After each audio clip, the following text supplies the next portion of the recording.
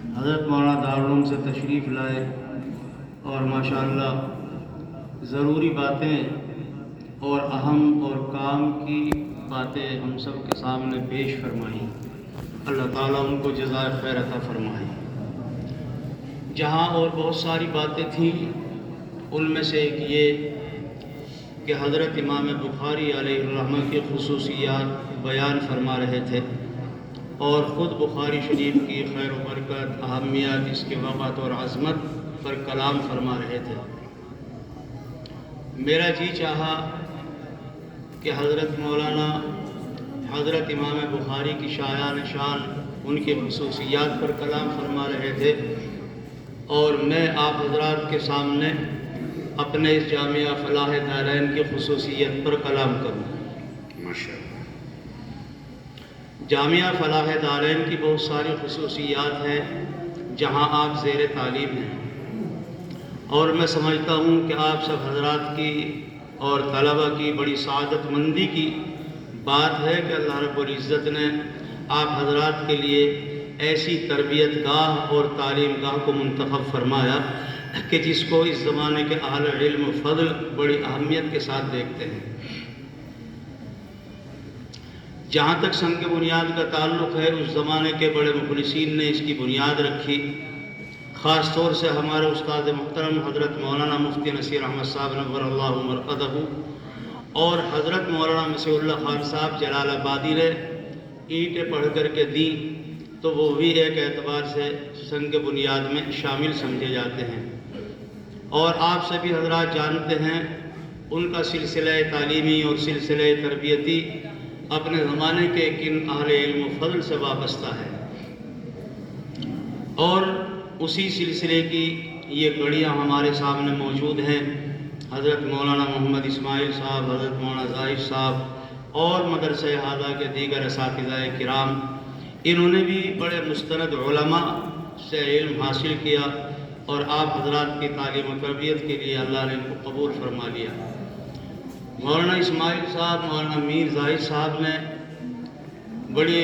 ادب کے ساتھ، بڑے احترام، بڑی عقیدت و محبت کے ساتھ اکتساب فیض کیا حضرت مولانا مفتی مہربان علی صاحب سے، اور انہوں نے بڑی عظمت، بڑی خدمت کے ساتھ اکتساب فیض کیا حضرت مولانا مفتی نصیر احمد صاحب نور اللہ مرقدہ سے، اور وہ حضرت مسیح الامت جلال آبادی سے وابستہ رہے، اور ان حضرات کا جو تعلیمی سلسلہ ہے وہ آپ حضرات سنی چکے ہیں کہ شیخ الاسلام حضرت مولانا حسین صاحب مدنی سے مل جاتا ہے۔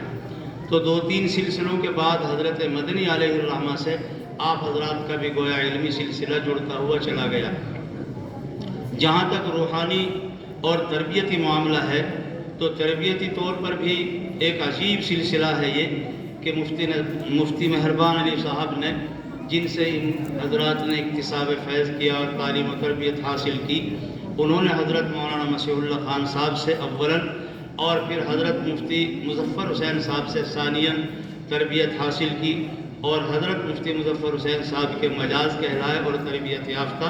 اور خلافت سے نوازے گئے۔ انہی حضرات سے انہوں نے فیض حاصل کیا۔ تو یہ خصوصیت ہے جامعہ فلاح دارین کی کہ اس کی بنیادوں میں اپنے وقت کے بڑے مخلصین، بڑے اکابر اور بڑے اہل علم و فضل اور بڑے صاحب تقوی و طہارت شامل رہے۔ اسی کے یہ اثرات و برکات ہیں کہ ماشاءاللہ آج اس کو دنیا کے اندر بڑی عظمت اور عزت کی نگاہ سے دیکھا جا رہا ہے۔ دوسری خصوصیت یہاں کی تعلیم و تربیت ہے۔ اساتذہ کرام ماشاءاللہ خود مہذب ہیں، تعلیم یافتہ ہیں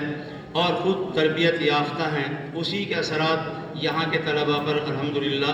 دیکھنے میں آتے ہیں۔ یہی وجہ ہے، ایک دفعہ دارالعلوم جانا ہوا میرا گزشتہ سال، تو دارالعلوم کے طلباء اور یہاں کے طلباء جمع تھے، جو یہاں نہیں پڑھے وہ بھی طلباء تھے۔ یہاں کے طلباء سے میں کچھ گفتگو کر رہا تھا جو یہاں سے پڑھ کر گئے تھے، اور وہ دوسرے طلباء بھی وہاں شریک تھے اس گفتگو میں۔ انہوں نے ہماری اور ان کی باتیں سن کر چاہت ظاہر کی کہ کاش ہم بھی 1-2 سال فلاح دارین میں پڑھ کر آتے۔ کیوں؟ ان کی وضاحت، ان کی تہذیب، ان کا ادب، ان کی تعلیم و تربیت وہ ایک نمایاں حیثیت رکھتی ہے۔ آپ حضرات کو یہاں شاید اپنا اندازہ نہیں ہو رہا ہے، لیکن جب آپ جم غفیر میں جائیں گے اور تقابلی طور پر آپ پر نظر ڈالی جائے گی تو انشاءاللہ آپ ہر اعتبار سے فائق نظر آئیں گے۔ میں تو خود اپنے سے وابستہ طلباء کو یہی ترغیب دیتا ہوں کہ دارالعلوم جانے کے جو خواہش مند ہیں، دارالعلوم جانے سے پہلے فلاح دارین میں 1-2 سال ضرور لگائیں۔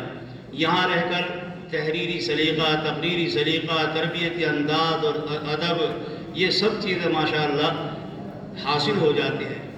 جس کی خاص وجہ یہ ہے کہ یہاں کے اساتذہ پر نظر ڈالیے تو سب ماشاءاللہ مخلصین نظر آتے ہیں، سب باادب نظر آتے ہیں اور سب متواضع نظر آتے ہیں۔ تعلی تکبر کا کوئی شائبہ ان میں نظر نہیں آتا۔ اس طرح ملتے ہیں آنے والے حضرات سے، آنے والے علماء سے، جیسے کوئی ادنا طالب علم اپنے استاد سے ملا کرتا ہے۔ تو اس زمانے میں کم از کم یہ بات میری نظر میں بہت کم نظر آتی ہے اور بہت کم دکھائی دیتی ہے۔ یہ زمانہ تو بڑی تعلی کا دور ہے، بڑی ہمدانی کا دور ہے، بڑی خود پسندی کا دور ہے، بڑی خود بینی کا دور ہے۔ اس زمانے میں اگر کسی کی تربیت ہو جائے اور پھر وہ ہر چیز کو اپنے اپنے مقام پر دیکھے تو یہ ان کے اعلیٰ درجے کی اور کمال کی بات ہے۔ تو دوسری خصوصیت یہاں کی تعلیم و تربیت۔ ہمارے یہاں بھی 2-3 طالب علم آئے پڑھ کر، محمد ساحل اور یہ عبدالرحمن اور ایک دو اور کون آئے ہیں، یہ جاتے ہیں چھٹی میں اہتمام کرتے ہیں۔ یہ ان کی نیک بختی، سعادت مندی اور طبیعت کی سلامتی کی بات ہے کہ چھٹی میں یہ ہمیشہ ملنے جاتے ہیں، جبکہ میرا انداز صرف مزاج پرسی کا نہیں ہے۔ کارگزاری سنتا ہوں، کتابوں کے بارے میں معلوم کرتا ہوں، اس کا خلاصہ سنائیے، اس پر کلام کیجئے، یہاں مصنف کیا فرما رہے ہیں اس بحث کو واضح کیجئے۔ لیکن جتنی دفعہ بھی میں نے ان طلباء سے ماشاءاللہ سوالات کیے ہدایت النحو سے متعلق، علم الصیغہ سے متعلق، انہوں نے بڑے تسلی بخش جواب دیے، اطمینان بخش جواب دیے،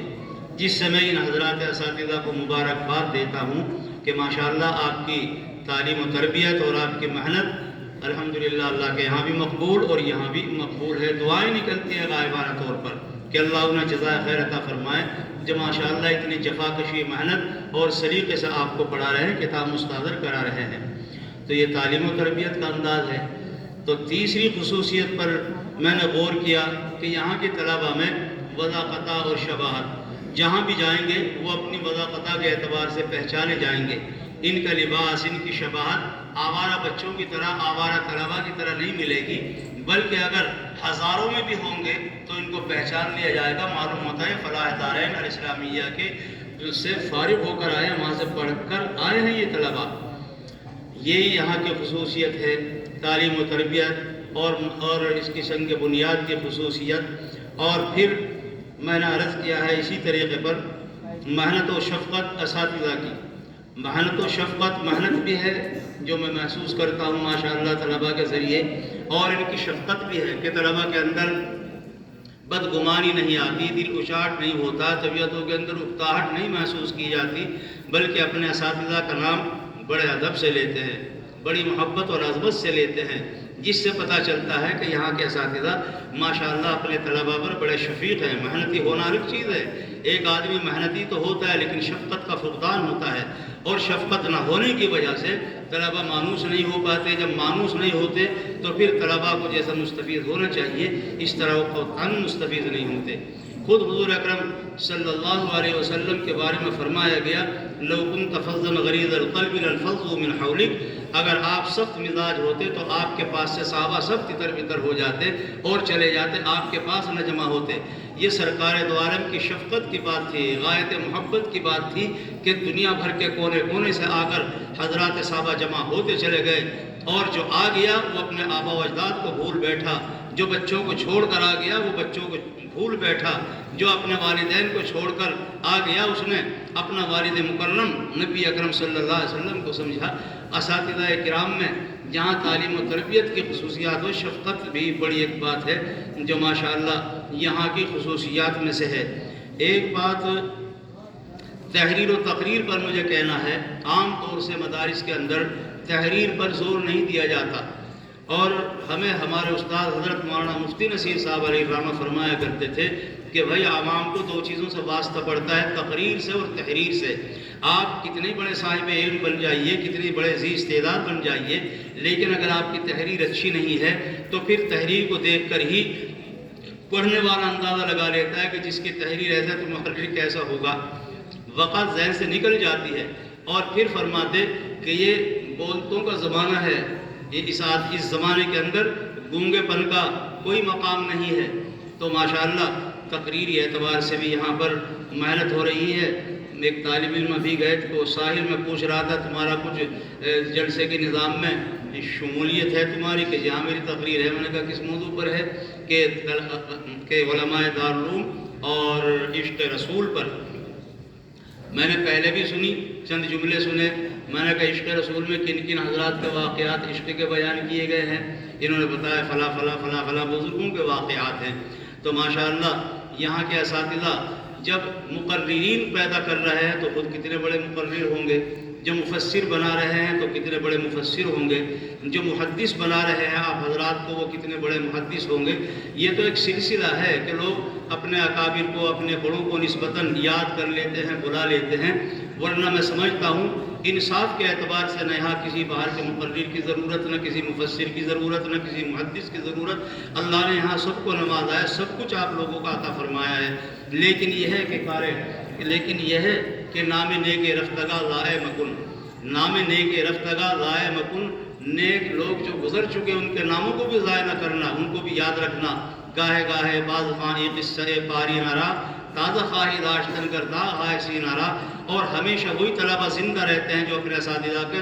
ذکر خیر سے زندہ رکھتے ہیں، جو اپنے اساتذہ کی محنتوں کو زندہ رکھتے ہیں، اپنے اساتذہ کے کمالات کو، ان کی شفقتوں کو، ان کی تعلیم و تربیت کو واقعات کی روشنی میں زندہ رکھتے ہیں۔ وہی طالب علم پڑھتے ہیں اور وہی طلبہ ہمیشہ آگے بڑھتے ہیں اور انہی کو اللہ تعالیٰ نوازتا ہے خدمتوں سے۔ اور جو اپنے اساتذہ سے بے نیاز ہو جاتے ہیں اور مڑ کر بھی نہیں دیکھتے اور یہ بھی نہیں جانتے کس سے ہم نے پڑھا ہے، کون پڑھانے والے تھے، کہاں کے رہنے والے تھے، ان کے بیوی بچوں کا کیا حال، ان کی صحت کا کیا حال ہے، وہ دنیا کے اندر ایسے گم ہو جاتے ہیں کہ ان کا کوئی نام لیوا نہیں رہتا ہے۔ یہ ایسا ہی سمجھیے گا جیسے یہ خون میں جل رہے ہیں، بلب جل رہے ہیں، ان کا اگر پیچھے سے آپ کنیکشن کاٹ دیجئے اور لائن کاٹ دیجئے اندھیرا ہو جائے گا یہاں پر۔ اب یہ اپنی تابانی کے ساتھ روشنی پھیلا رہے ہیں، لیکن اسی شرط کے ساتھ جب تک کہ اپنے مرکز سے ان کی وابستگی ہے، جڑے ہوئے ہیں۔ اگر مرکز سے، ہاؤس پاور سے ان کا تعلق ختم کر دیا جائے، یہ ظلمت قدے میں ہو جائے گا، بھی تبدیل ہو جائے گا۔ اسی طرح طلبہ کا حال ہے کہ طلبہ کے اندر بھی جو علمی روشنی قائم رہتی ہے وہ اسی وقت تک رہتی ہے جب تک کہ اپنے اساتذہ کرام کی عظمت اور شفقت اور محبت ان کے اندر رہتی ہے۔ اور میرے استاد حضرت علامہ رفیق صاحب علیہ الرحمہ تو ارشاد فرمایا کرتے تھے کہ زندوں سے اکتساب فیض تو ہوتا ہی ہے، لیکن میں تو یہاں تک کہنے کو تیار ہوں اور کہتا ہوں کہ جن لوگوں کے اندر عقیدت اور عظمت ہوتی ہے وہ اپنے مرحومین سے بھی استفادہ کر لیتے ہیں، طلب دیکھتے ہیں اللہ تعالیٰ۔ اسی لیے حضرت حاجی صاحب نور اللہ مرقدہ تھانہ بھون میں تشریف فرما تھے اور حضرت میاں جی نور محمد صاحب علیہ الرحمہ عدالت کے زمانے میں وہاں سے گزر رہے تھے۔ حضرت میاں جی نور محمد صاحب لوہاری سے ان کو پالکی میں لے جایا جا رہا تھا۔ حضرت نے فرمایا کہ جب تھانہ بھون پہنچے تو ذرا مجھے روکنا تھوڑی دیر، میں ملاقات کروں گا۔ حضرت کو اطلاع دی گئی تو آپ دیدہ ہو گئے، رونے لگے، بچوں کی طرح بلک بلک کر رونے لگے حضرت حاجی امداد اللہ صاحب کہ حضرت اس کا مطلب یہ ہے کہ ہم یوں ہی تشنہ رہ جائیں گے، پیاسے رہ جائیں گے اور ہماری تشنگی نہیں بجھ پائے گی۔ اور یہ جملہ اس وقت فرمایا تھا جب حضرت میاں جی صاحب علیہ الرحمہ کی زبان مبارک سے یہ جملہ نکلا کہ امداد اللہ یہ معلوم ہو رہا ہے کہ ہمارا یہ دم واپسی ہے۔ حضرت حاجی صاحب جس وقت آپ دیدہ ہو گئے، رونے لگے، تو فرمایا تھا آپ نے کہ دیکھو امداد اللہ فقیر مرا نہیں کرتا، اگر کبھی کوئی علمی روحانی ضرورت پیش آئے گی تو قبر پر آ جایا کرنا۔ یہ سب کے لیے نہیں ہے، وہ اہل نظر کے لیے، اہل بصیرت کے لیے۔ یہاں پر بعض لوگوں نے استدلال کیا کہ دیکھو حضرت میاں جی صاحب کیا فرما کے گئے ہیں، اور انہوں نے جا کر قبروں پر سر ٹیکنے شروع کر دیے، وہاں پر منتیں مانگنی شروع کر دی، وہاں پر التجائیں ظاہر کرنی شروع کر دی ان لوگوں نے۔ اس کی اجازت نہیں تھی۔ وہ سمجھ رہے تھے کہ حضرت حاجی صاحب کے اندر طلب صادق ہے اور یہ ماہیے بے آب کی طرح تڑپ رہے ہیں، ان کی تسلی ضروری ہے۔ تو فرمایا کہ تمہارے اندر جو طلب میں دیکھ رہا ہوں، جو طلب میں دیکھ رہا ہوں، تمہیں انشاءاللہ جس طرح مجھ سے فائدہ ہو رہا میری قبر سے بھی فائدہ ہوگا، آ جایا کرنا۔ اسی سے استدلال کرتے ہوئے میں کہتا ہوں کہ اساتذہ کرام جب تک باحیات ہیں وہ تو بہت بڑی بات ہے، بہت ہمارے لیے سعادت ہے، اللہ ان کے سائے کو تا دیر قائم فرمائے۔ لیکن جو اساتذہ جو مرحوم ہو گئے، جو گزر چکے ہیں اساتذہ کرام، اگر ان کے لیے روزانہ ایصال ثواب کیا جائے، کم از کم 3 بار قل ہو اللہ شریف پڑھ کر ان کو ثواب پہنچا دیا جایا کرے، اللہ یہ میرے اساتذہ ہیں، ان کے بڑے احسانات اور انعامات ہیں، اے اللہ آپ اپنا فضل فرمائیے گا اور ان کی مغفرت فرمائیے گا، تو انشاءاللہ پھر بھی وہ سلسلہ قائم رہتا ہے۔ تو میں عرض کر رہا ہوں کہ آپ حضرات کے سامنے درس بخاری کے موقع پر ماشاءاللہ امام بخاری علیہ الرحمہ کی خصوصیات بیان کی جا رہی تھی۔ میرا جی چاہا کہ میں آپ حضرات کے سامنے اس مدرسہ فلاح دارین کی خصوصیات ذرا سی پیش کروں۔ ایک خصوصیت اس کی یہ بھی ہے، حضرت مولانا نور الدین صاحب یہاں پر بیٹھے ہیں اور یہ مکتب مدرسہ اس وقت تک نہیں قائم ہوا تھا، یہ ادھر تو بن گیا تھا لیکن مکتب وہیں مدرسے چلتا تھا مسجد کے اندر، اور گاؤں میں کچھ اختلاف ہو گیا تھا تو استاد محترم حضرت علامہ رفیق صاحب مصالحت کے لیے تشریف لائے تھے، اور حضرت کا قیام ادھر تھا مسجد کے برابر میں گیلری تھی۔ کن کی گیلری تھی وہ؟ مسجد کے ادھر کہا دکن میں اب بھی ہوگی، اس گیلری میں حضرت علامہ صاحب کا قیام تھا۔ ہم 3-4 طلبہ حضرت کے خادم ہونے کی حیثیت سے ساتھ تھے، اگرچہ فراغت تو بہت پہلے ہو گئی تھی، 74 میں فراغت ہوئی ہے، یہ واقعہ بیان کر رہا ہوں میں 83-84 کا۔ تو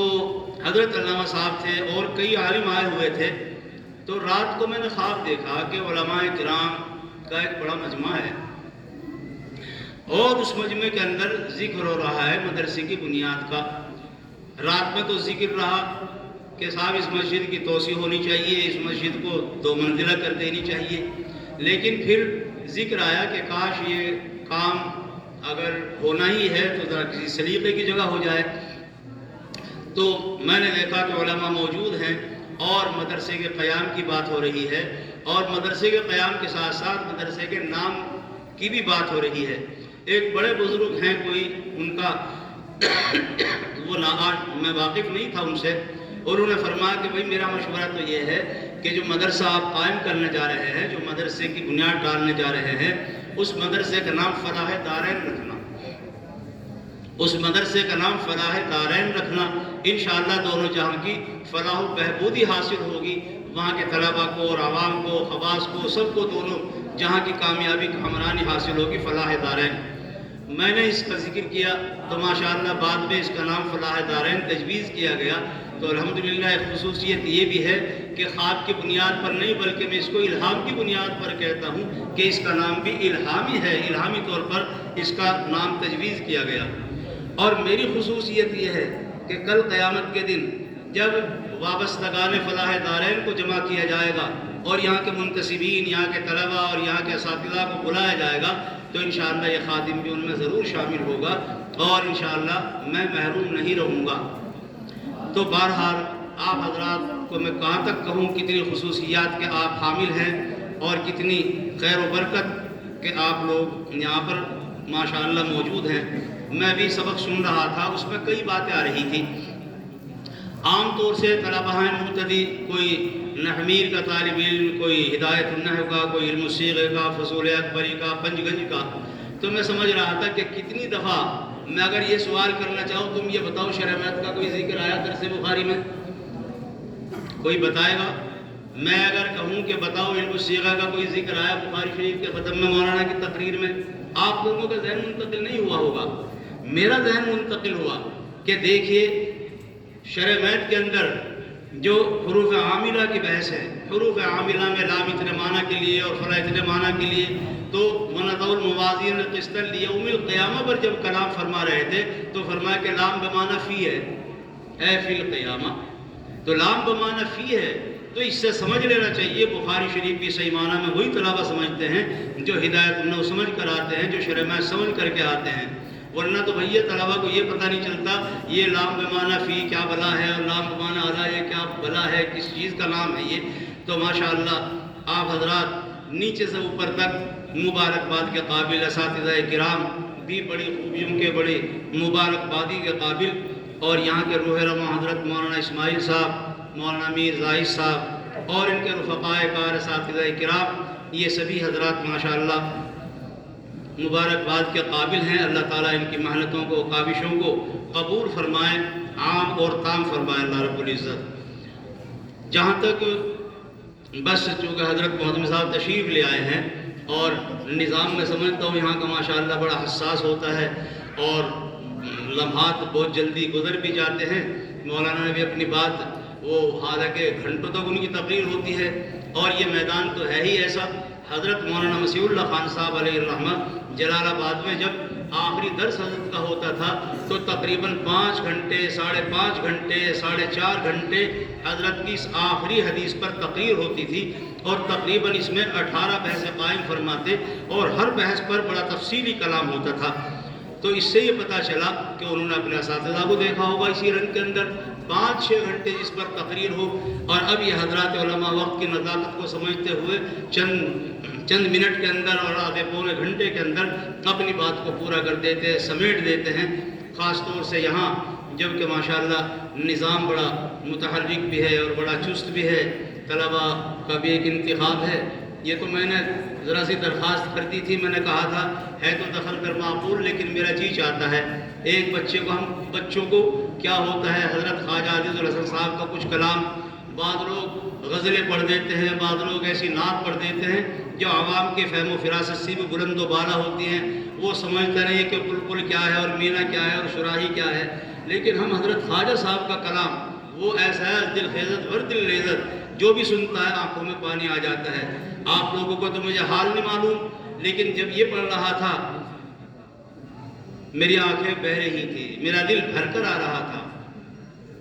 اور جب حضرت مولانا تھانوی علیہ الرحمہ نے اس کلام کو سنا تھا حضرت خواجہ عزیز الحسن صاحب سے، تو فرمایا تھا خواجہ صاحب یہ کلام آپ کا ایسا ہے، اگر 1 لاکھ روپیہ میری جیب میں ہوتا تو میں انعام کا 1 لاکھ روپیہ دے دیتا آپ کو۔ کوئی نہیں خدا بندہ سوا تیرے۔ بہرحال میں اپنی انہی گزارشات پر بس بات پوری کرتا ہوں، ختم کرتا ہوں، اور آپ حضرات کو خاص طور سے فارغین حضرات کو مبارکباد پیش کرتا ہوں، اور جو طلبہ یہاں تعلیم پا رہے ہیں نیچے کے درجات میں،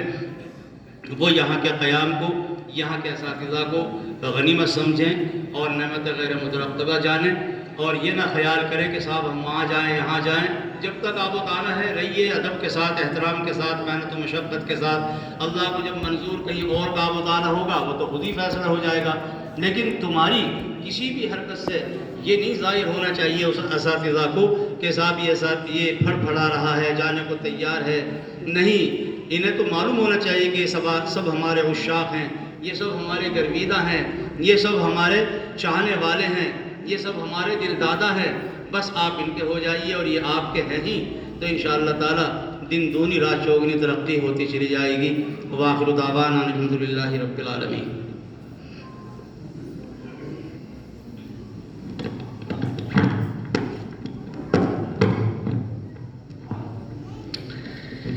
ماشاءاللہ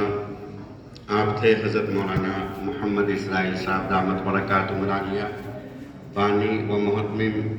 مرکز دعوت و ارشاد حکیم الامت بڑوت ضلع باغپت۔ معزز سامعین، حضرات علماء کرام،